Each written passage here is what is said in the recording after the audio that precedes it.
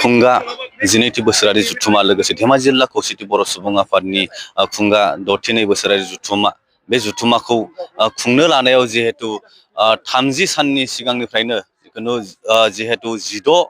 डिसेम्बरनिफ्रायनो जायनाखि march past सोलोंनाय बे सोलोंनाया जाबाय दंमोन लोगोसे दासिमाव बेसेबांसिम आग बारायखो जिहेतु गाबोननिफ्रायनो बिथांमोननि हाबाफारिया जानो थांगोन आंजों लोगोसे दङ मार्च पास्ट हान्जानिनो गाहाय सामलायगिरि बिथां दङ बिथांनिफ्राय जोङो मिथिना लागोन जे जिहेतु मार्च पास्ट फोरोंनाया बिथांमोनना 30 सान सिगांनिफ्रायनो जाबाय दंमोन लोगोसे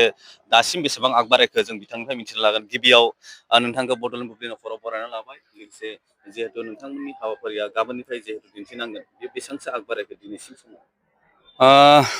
गिबियावनो जोंनि मिडिया बिथांमोननिसिम आंनि गोसो गोरबोनि मोजां मोननाय आरो सिबिनायखौ गिबियावनो बावहरग्रोबाय दा बिनि सोंनायनि फिननायखौ आं ओरैहाय बुंगोन माने जों दिनैसिम डिसेम्बरनि 16 तारिखनिफ्राय 16 तारिखनिफ्राय जोङो फोरोङै दिनै 29 जाफैबाय जानुवारि जाफैबाय जोंनि बे मार्च पास्ट फोरोंनाया दिनैसिम 46 डेज जाबाय दा जों साखाफारा जाबाय देखायनो हानायाव बेवहाय ओरैनो गथ'फोराथ' माबा जाजोब्बाय जोंना ओरैनो मा होनो सासेबोथ' माने बिदि जों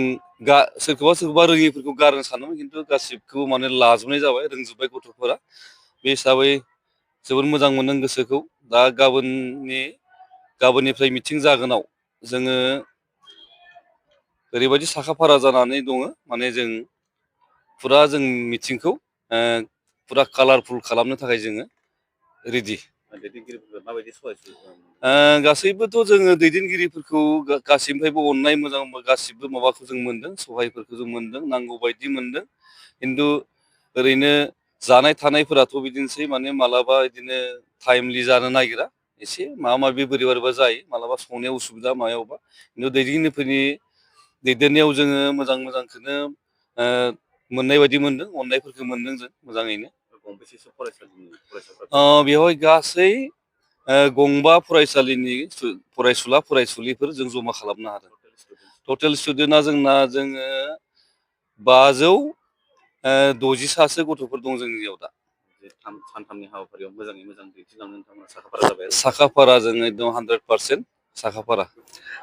गिबियावनो रादाबपुरनि नोंथांमोननिसिम आंनि गोसो गोरबोनि अननाय सिबिनायखौ जासिग्रोबाय आरो लोगोसे गासैबो जोंनि बर' रायजो राजा बर' सुबुं गासैखौबो आङो हामलायनाय जासिबाय दा जोङो नैबे मिरु खौसेथि बर' सुबुं आफादनि 12थि बोसोरसालियाव जुथुमाया जानो थांगासिनो दं गाबोन 30 जानुवारिनिफ्राय सानथामनि हाबाफारि लानानै बे हाबाफारिया जागोन दा बेनि जिथु हारिमुआरि मोसानाय दामनाय देनायजों लोगोसे जोङो तालिमखौ होबाय दङ बियो एकदम 100% जाबाय आरो एसे एनै जोङो एसे मिलायबावबाय दङ माने खदमफोरखौ एसे मिलायबावदों दा बियो अलमस्ट माने एकदम पारफेक्ट जाबाय जोङो खालि गाबोननिफ्राय जोङो बे दिन्थिफुंनायखौ जोङो मोजाङै मोजां दिन्थिफुंगोन होननानै आङो आसा खालामो दा मोसाखावरिफ्रा जों गासै जों मोननै ग्रुपाव जों रानदों एसे ए खौ जोङो रानदों एसे गिदिर बैसोखौ आरो ओमफ्राय बि खौ जाबाय बे एसे 16 बा 14 15 बिदि बैसोनिखौ जोङो बि ग्रुपाव जों रानना होदों बेयाव मोननै हान्जायाव मोसागोन आरो मोनसेया मोनथाम हान्जायानो जायो आरो 5 निफ्राय 7 8 9 10 बोसोरनिखौ जोङो सि ग्रुपाव रानदों जोङो मोनथाम